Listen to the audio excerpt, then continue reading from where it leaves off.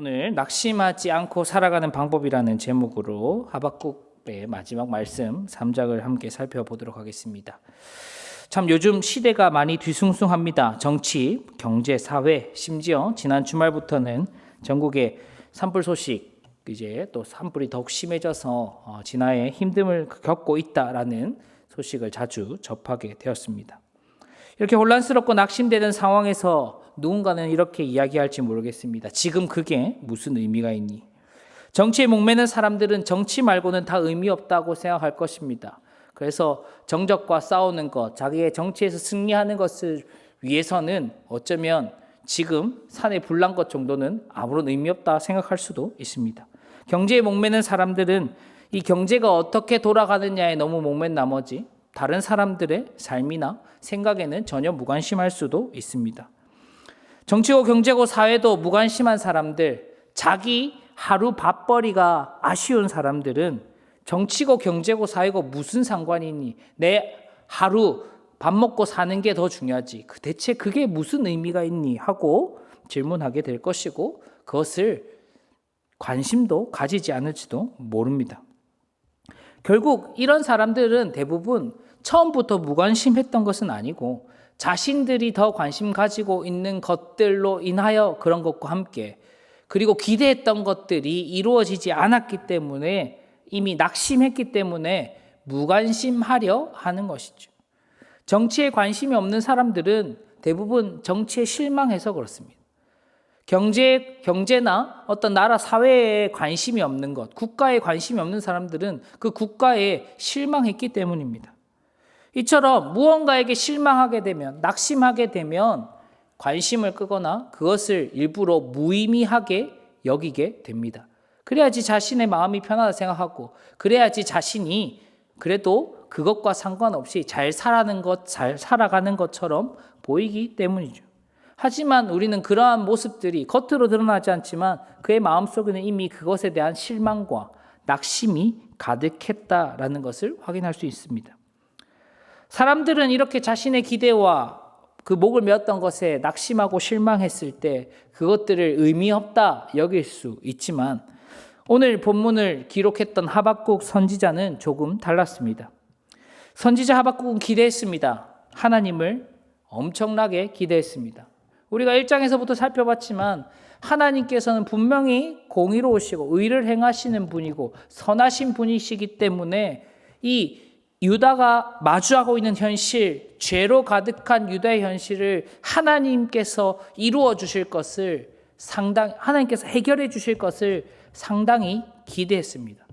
그래서 아무것도 하지 않으시는 하나님 앞에 불평을 토로하며 기도했던 것이죠. 그런데 정작 하나님께서 말씀하신 것은 새로운 강국, 새로운 열강인 바벨론, 더 악한 나라인 바벨론을 통해 유다를 멸하실 것이다. 유다를 심판하실 것이다. 라고 말씀하신 것이죠. 하박국이 기대했던 바와 전혀 달랐습니다. 실망할 수도 있었고, 내가 아는 하나님과 하나님이 일하시는 방법이 너무나 달라서 낙심할 수 있었습니다. 그러나 그의 삶의 태도는 낙심이 아니라 조금 달랐습니다. 하박국의 이 마지막 말씀, 이 3장의 말씀, 이 하박국의 마지막 노래, 이 기도에 드러난 하박국의 고백을 통해 과연 하박국은 어떻게 낙심하지 않고 살아가기를 결단하였는지, 또 우리 성도들은 이 험난하고 혼란스러운 세상 속에서 낙심하지 않고 살아가려면 어떻게 해야 할 것인지 함께 살펴봤으면 좋겠습니다. 첫 번째는 우리가 이 낙심하지 않는 첫 번째 방법은 바로 기도입니다.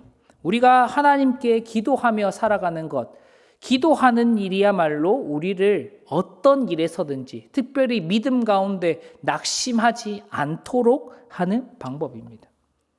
사실은 우리가 전도를 하거나 누군가에게 믿음을 가르치고 신앙생활을 하다 보면 가장 신앙생활을 잘하기 힘든 사람이 뭐냐면 한번 교회를 잘 다니다가 낙심했던 사람, 교회를 떠났던 사람들이 교회로 다시 돌이키기가 더 어렵다. 특별한 기회가 있으면 올 수 있지만 대부분 그 사람들을 다시 설득하고 회유하고 데려오는 것들이 더 어려운 것을 우리가 쉽게 느낍니다.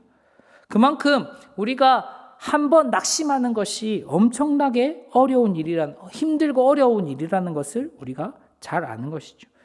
그리고 특별히 이들 가운데 이들이 대부분 기도하지 않았기 때문에, 기도가 무엇인지 몰랐기 때문에 낙심하는 경우가 대부분이었다는 것이죠. 우리가 신앙생활을 하는 동안 낙심하지 않고 이 믿음의 삶을 잘 살아갈 수 있는, 이 하박국이 말하는 의인은 믿음으로 말미암아 살 것입니다 라고 얘기했던 그 믿음으로 말미암아 살아가기 위해서, 낙심치 않고 그 믿음을 지켜나가기 위해서 가장 필요한 것은 바로 기도라는 것이죠.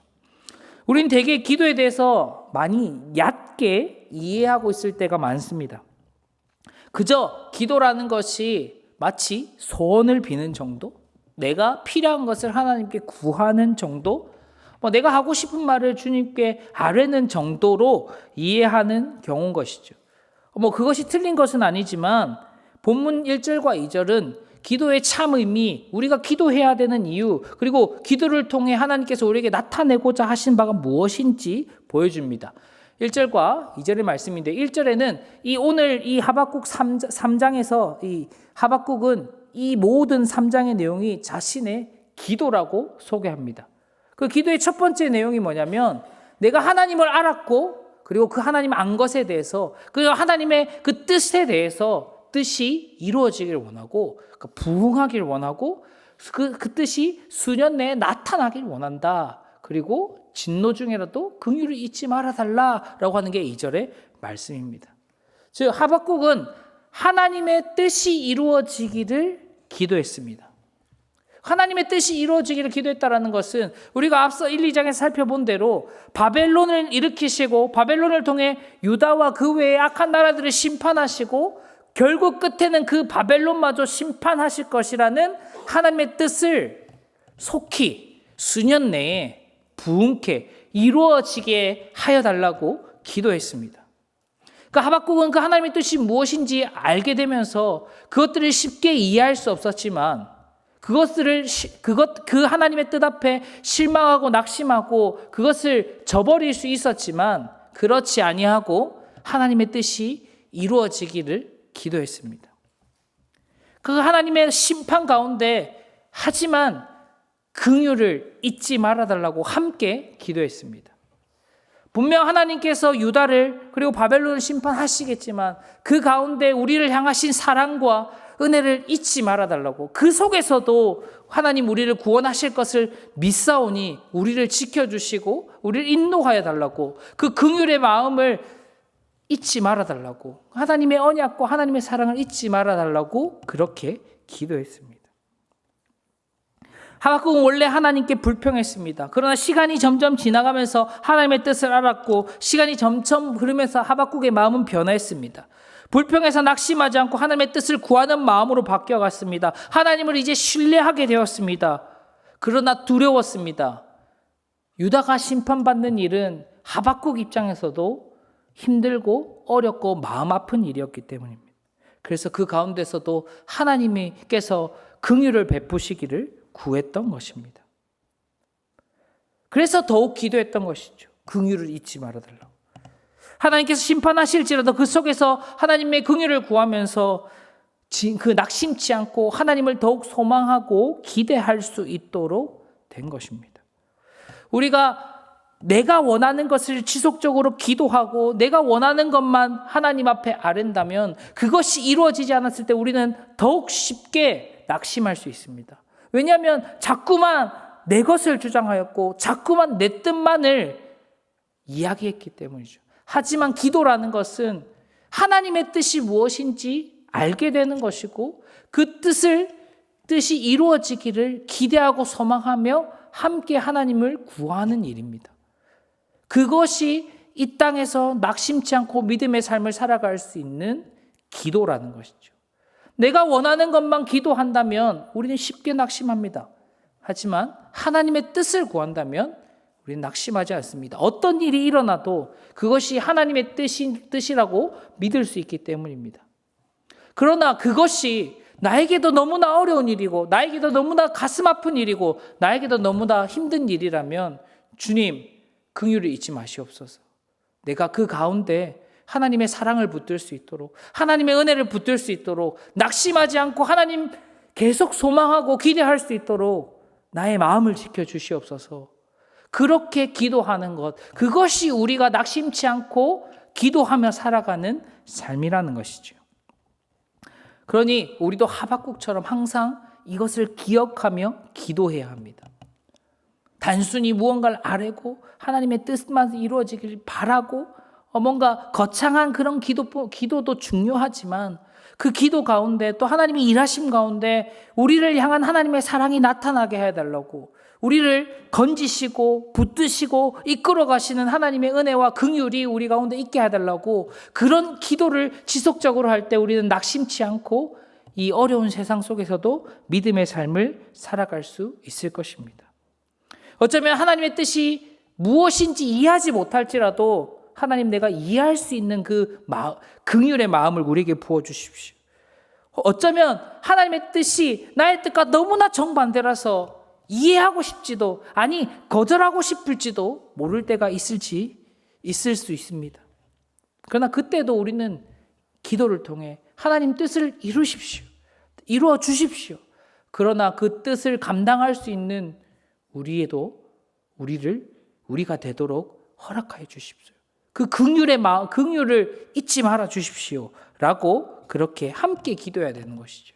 그래야 어떤 일이 일어나도 어떤 상황 속에서도 하나님 신뢰하고 하나님 소망하며 그 상황들을 감당할 수 있기 때문입니다. 세상을 바라보면 낙심할 일들이 너무나도 많지 않습니까? 당장 내가 하는 그 일조차도 하루아침에 낙심하게 되는 것이 우리의 연약함입니다. 그러나 우리가 하나님께 나아가 기도한다면 우리 가운데 하나님 은혜와 긍휼하심으로 우리의 마음을 지키시고 우리를 믿음의 삶으로 인도하여 주실 것입니다. 그러니 어떠한 일이 있든지 간에 항상 기도를 통하여 낙심하지 않는 삶을 살아가는 우리 모두가 되었으면 좋겠습니다. 둘째로 낙심하지 않는 방법은 찬양하는 일입니다. 우리는 하나님을 찬양하며 살아가야 합니다. 우리는 하나님을 찬양하며 살아갈 때 낙심하지 않을 수 있습니다. 그 찬양이라는 것은 무엇인가? 단순히 노래하는 것, 우리가 예배 시간에 하나님 찬양합니다 하는 그런 노래하는 그 일이 찬양하는 것인가? 그것도 틀린 것은 아니지만 찬양은 노래이기 이전에 하나님을 칭송하고 하나님을 높여드리고 하나님을 칭찬하고 하나님을 인정하고 경외하고 이렇게 하나님의 하나님 되심을 드러내는 것을 우리는 찬양이라 부릅니다. 특별히 그것들을 잘 하기 위해서 곡조를 붙여 노래하게 되는 것이죠. 오늘 본문의 3절부터 15절까지의 말씀은 하나님의 위대한 행하심, 그 하나님의 일하심을 마치 노래로 표현했습니다. 우리는 이제 글을 읽어서 이것이 어떻게 불려졌는지는 잘 모르겠지만 하박국은 하나님의 일하심을 노래로 표현하였고 그리고 그 노래를 통해 하나님의 하나님 되심을 나타내었습니다.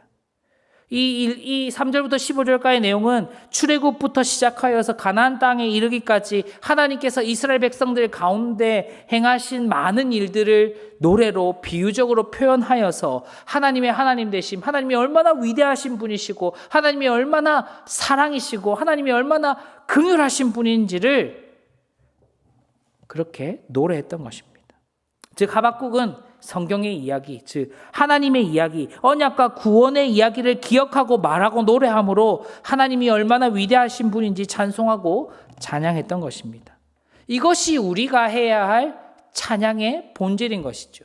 그냥 단순히 가사가 나오고 노래를 부르고가 찬양이 아니라 우리의 입술과 우리의 고백과 우리의 노래를 통하여서 하나님의 하나님 되심을 표현하는 것, 그것이 우리가 드려야 할 찬양이라는 것이죠. 그럼 이 찬양이 왜 낙심하지 않는 이유인가? 당연히 노래를 부르면 위로가 되니까 그거는 어쩌면 우리의 감정적인 부분일지 모릅니다.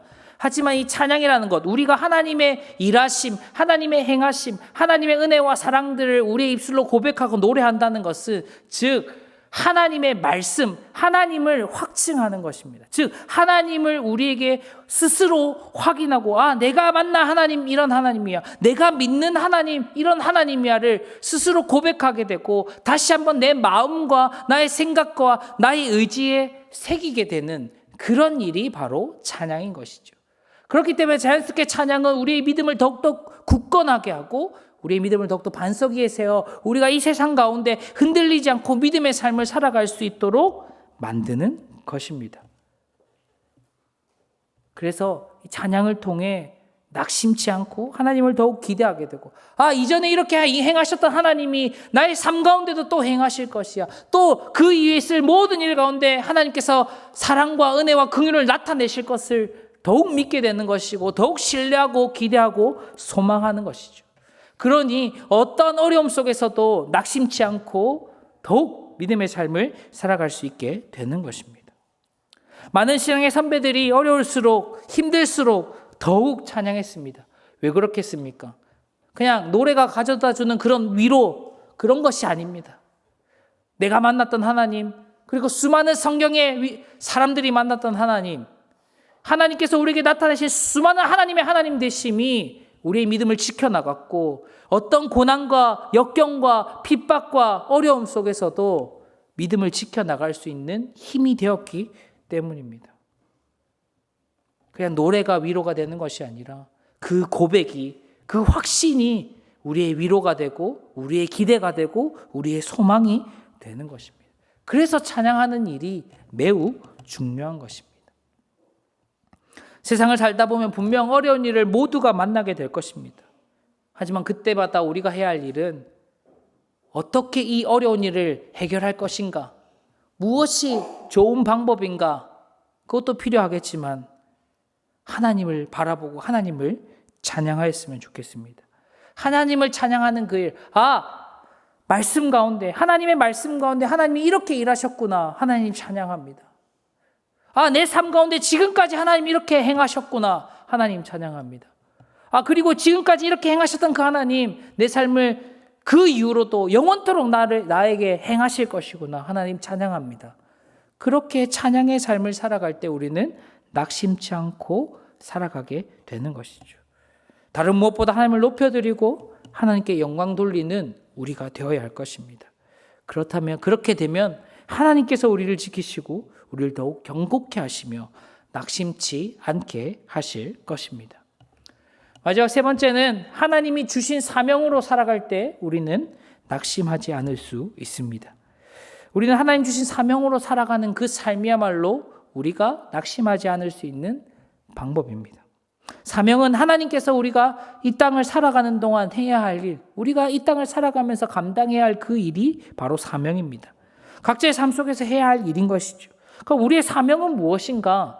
그러면 각자가 하는 일이 다르고 각자가 처한 상황이 다르고 각자가 맡은 바 아니면 잘할 수 있는 일들이 다 다른데 그러면 사명은 무엇인가?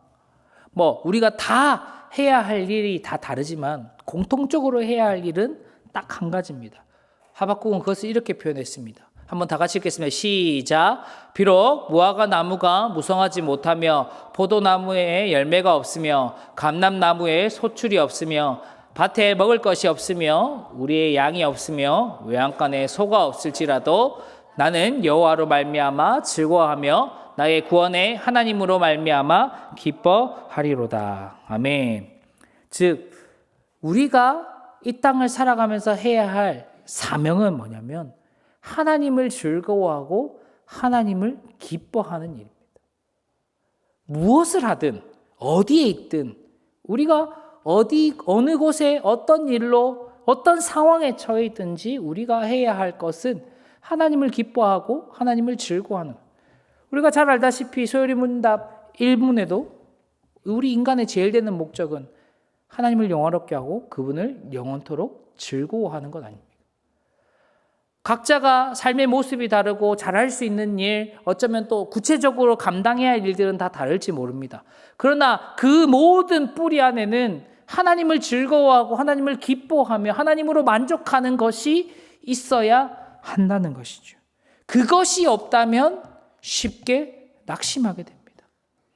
사람이라는 것이 눈에 보이는 결과에 많이 흔들립니다.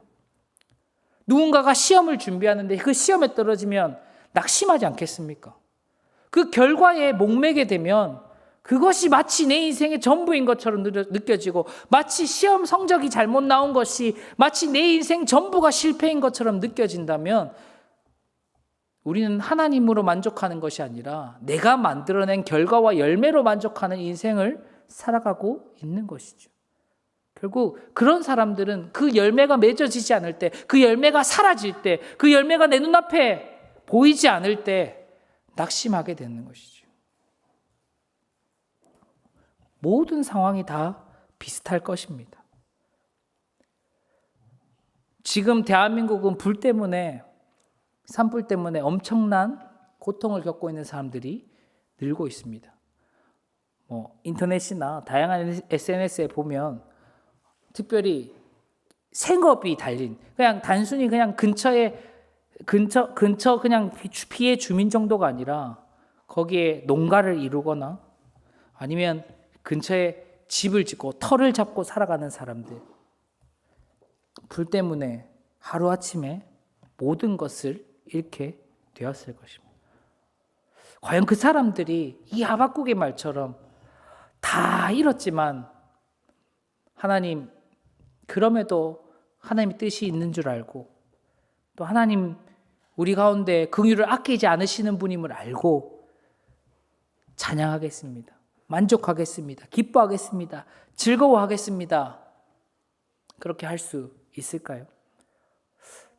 저부터가 너무나도 힘들 것 같습니다. 과연 할 수 있을까? 근데 그냥 유다의 현실이, 하박국이 바라보고 있는 그 땅의 현실이 그랬던 것 같습니다. 바벨론 군대가 한번 지나가고 나면 남는 것이 없었을 겁니다.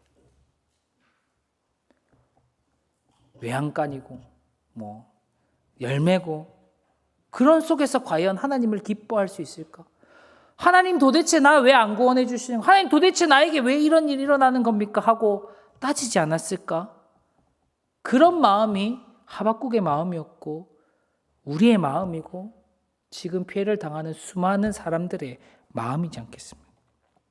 근데도 하나님 요구하시는 건 뭐냐면, 그럼에도 불구하고 하나님으로 만족할 수 있겠는지, 하나님만으로 기뻐할 수 있겠는지.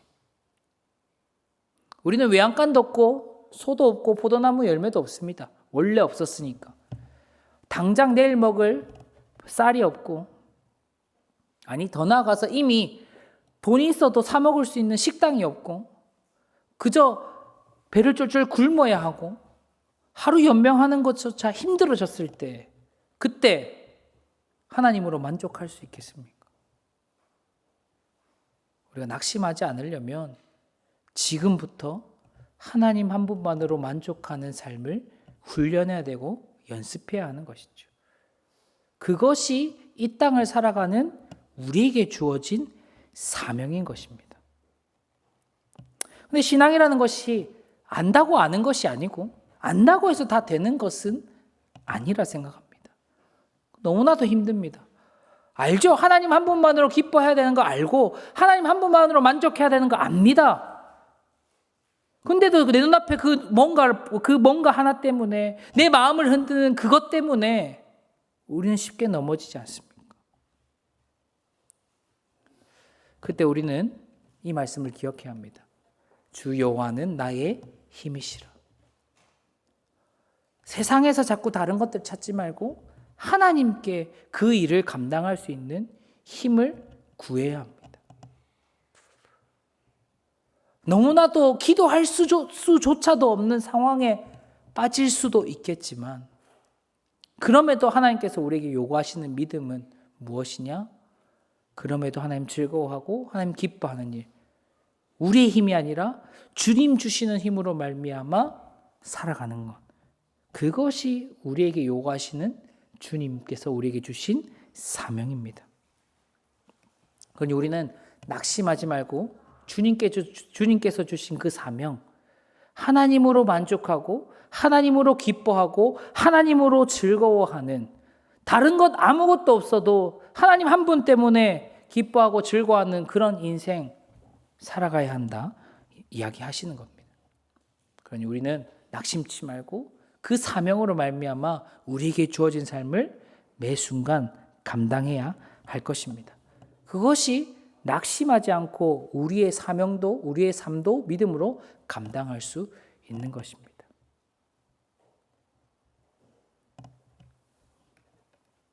어쩌면 그런데 우리가 이렇게 살아도 세상은 변하지 않을 수도 있습니다.